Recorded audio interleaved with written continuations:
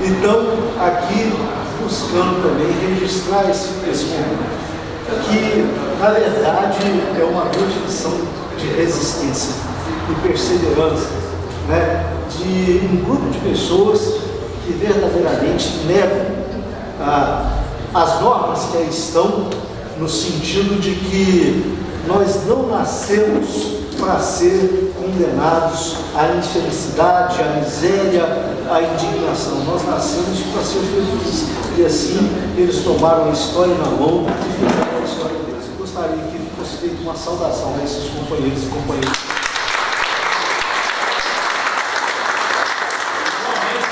Eu gostaria de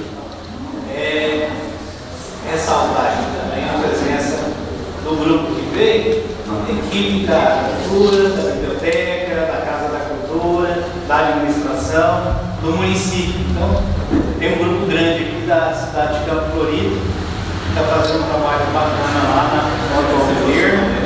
A gente está lá à frente, nessa articulação, nessa organização, pensando um pouco e vivendo um pouco disso que o comunista contextualizou muito bem. Né?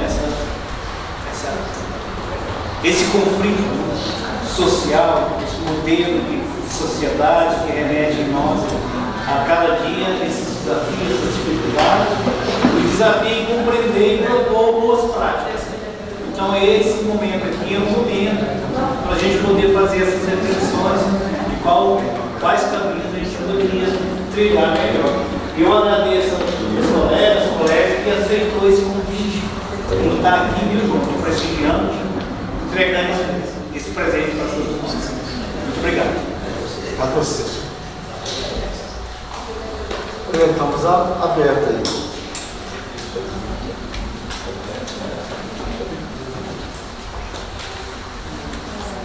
Quebrar o gelo aqui, senão não vem, né? Final. Ô, Joris, te cumprimentar aí pelo lançamento do espelho, né, do livro. Foi uma boa coincidência, porque hoje eu vim operar, sou de Uberlândia, você sabe, eu vou saber.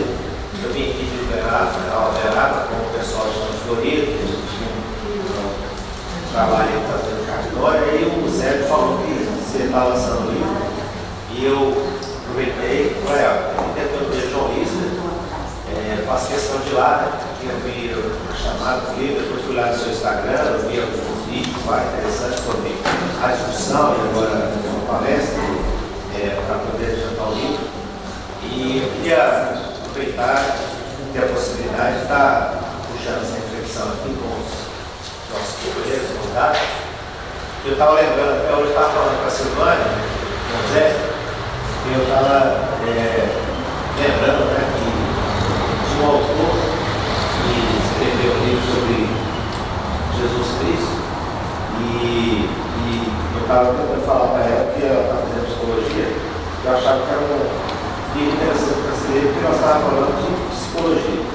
E aí, quando você trouxe a discussão sobre a neurose, eu lembrei de uma coisa que o Augusto Cury escreveu o livro, né, o Mestre dos Mestres, e aí lembrei desse debate que ele fala da neurose, que ele fala o seguinte, que a nossa sociedade mudou de uma tal forma, e os novos hábitos, novos parâmetros de viver, e que nos próximos anos, uma a cada duas pessoas vai ter algum tipo de neurose. E hoje já é um sintoma mundial, que já existe, porém, a autoridade, o governo não tem tratado isso com a devida importância, mas que ele está alertando, e agora o seu livro do Espírito também vem trazer essa discussão da neurose, e ele procura pontuar o que é que causa isso. De certa forma, você colocou muitas questões, e eu fiquei aqui atento quando você falou do livro aí do Foucault, né, do Diário do Livro.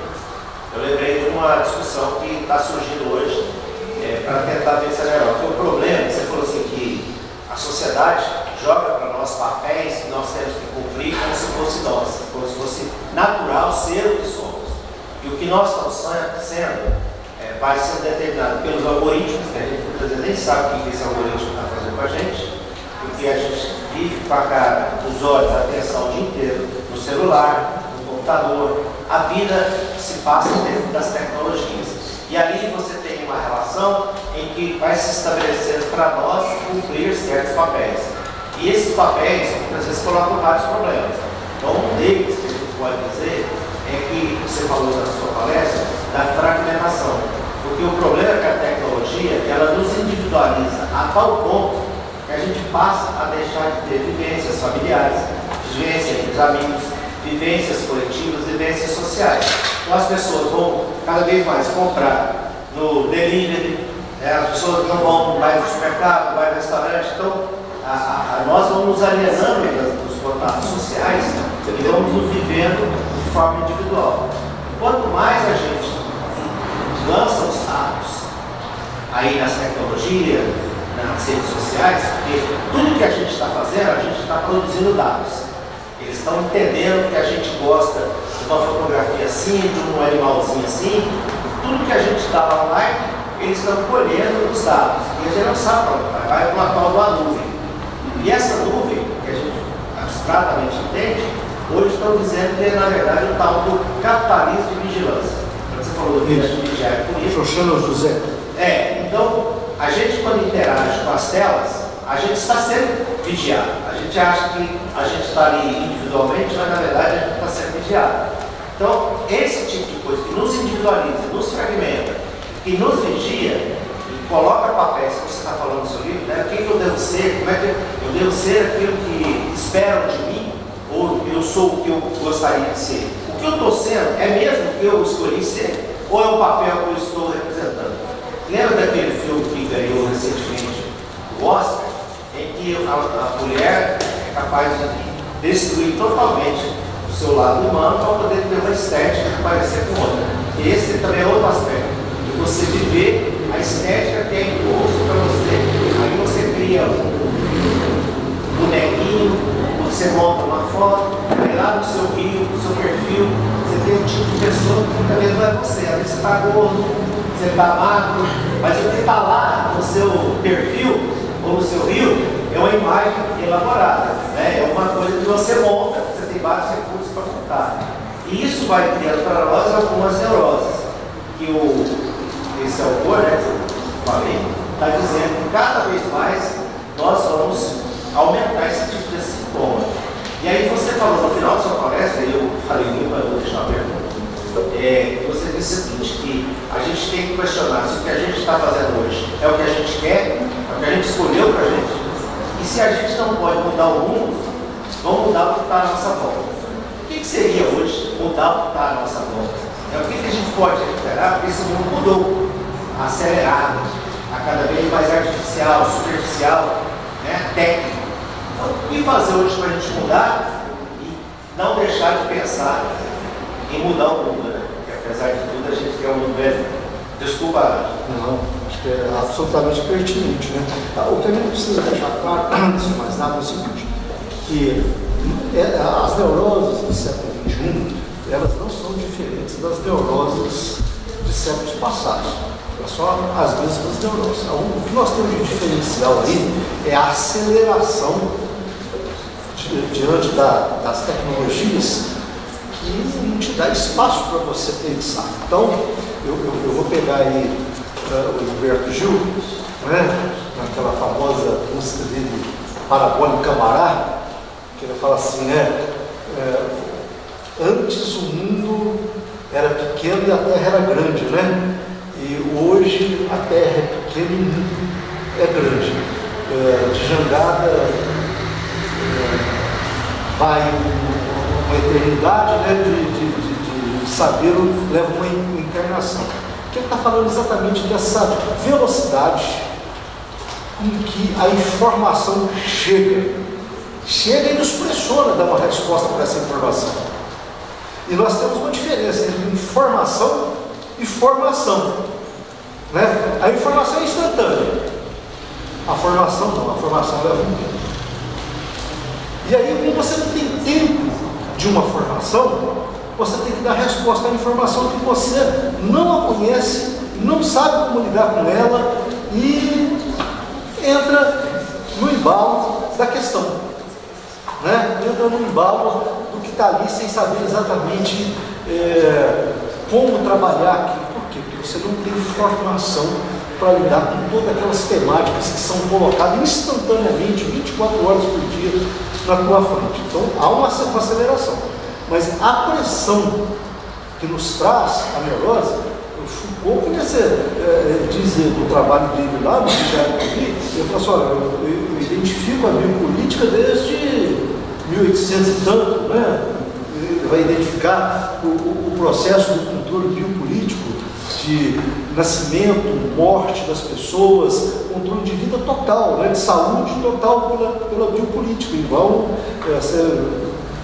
nós estávamos conversando agora há pouco numa roda aqui, e a gente falou assim, nós já passamos de 60, nós temos que fazer os exames todos aqui, eles que já estão dentro do protocolo, né? Porque existe protocolo hoje para tudo, né? Então, mas Foucault já apontava isso lá atrás, né? Freud, quando ele vai analisar essa questão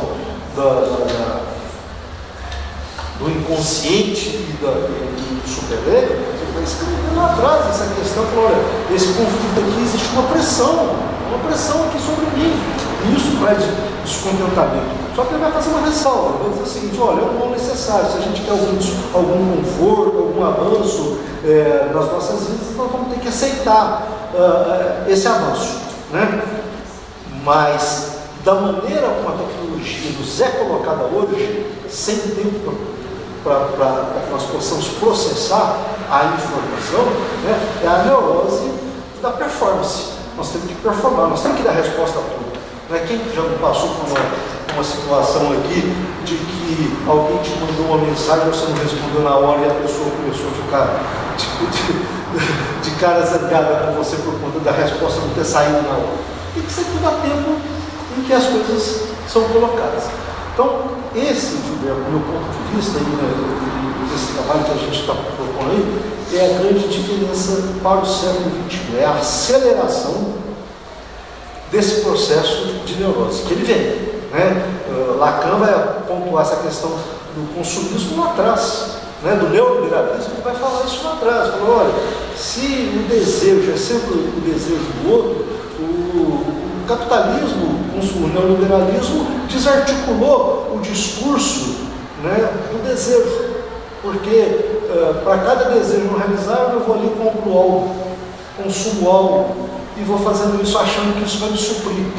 E Lacan fala assim, olha, esse desejo é uma falta estrutural, você nasceu com a falta, vai morrer com a falta e não vai ter como, porque ela é existencial, não é mesmo? Então, e o consumismo não vai dar conta disso, e ele nos impõe cada vez mais um consumo.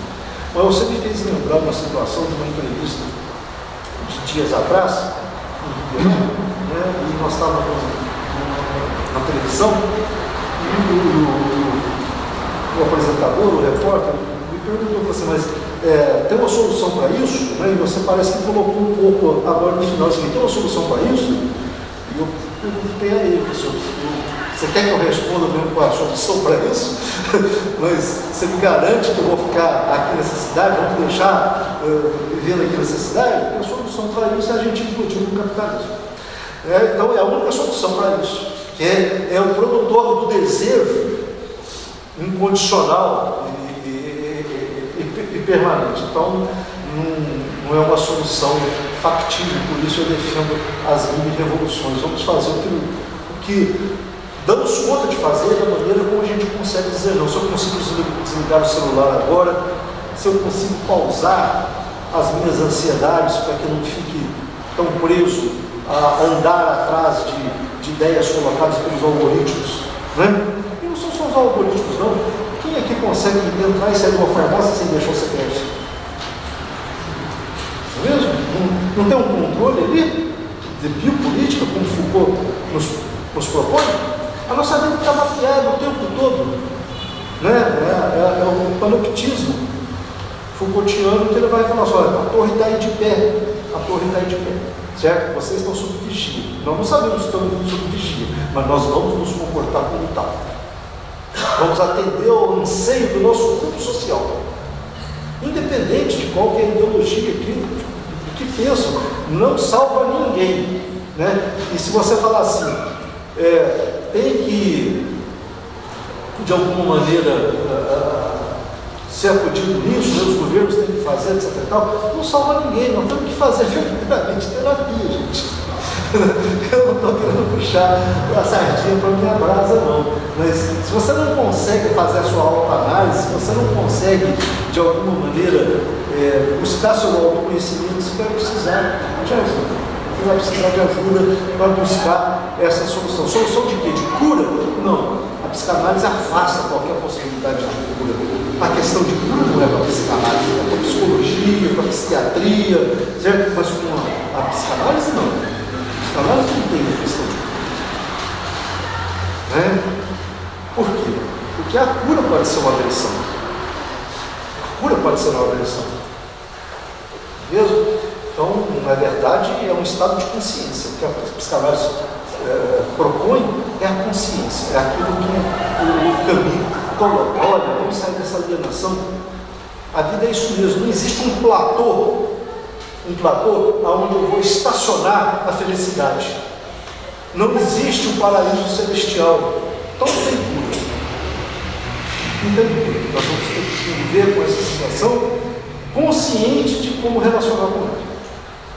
Todas as situações, de todas as neuroses, porque as neuroses, e aí mais uma questão que eu gostaria de pontuar, que a psicanálise vai diferenciar das outras que cuidam, das outras ciências que vão cuidar da saúde mental, é exatamente por causa disso, porque a psicanálise vai falar assim, olha, o indivíduo é um universo em si, não dá para me pegar a DSM-5 e aplicar de forma padrão para todo mundo, que é o manual de